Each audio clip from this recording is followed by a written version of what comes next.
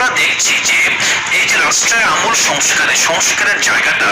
আপনার বিএনপি নেতৃবৃন্দ এটা খুব স্পষ্টভাবে তিনি বললেন বলে আমি বলছি। তারা এটাকে ৭২ সংবিধান বাতিল হওয়ার সাথে মিলিয়ে নিয়েছেন, তারা ২৬শে মার্চ ১৯৭১-এর বিজয়ের ঘটনার সাথে মিলিয়ে নিয়েছেন, এবং মিলিয়ে নেওয়ার পর কোনো যখন তাদের নেতাকর্মী এই কথাটাকে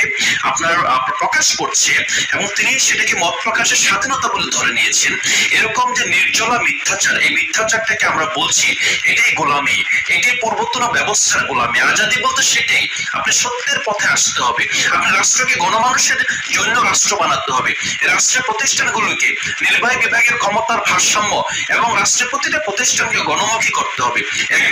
একটা রাজনৈতিক দল ৫ বছরের ম্যান্ডেট পেয়ে ১৭ বছর কিভাবে টিকে যেতে পারে সেই ব্যবস্থাটাকে উপড়ে ফেলতে হবে, সেটাই কি আমরা আজাদী বলছি। আজকে বিএনপি যে রাজনৈতিক অবস্থান নিয়েছে, গণভোটের প্রশ্নের ক্ষেত্রে বিএনপির সমূহ সুযোগ শেষ মুহূর্ত পর্যন্ত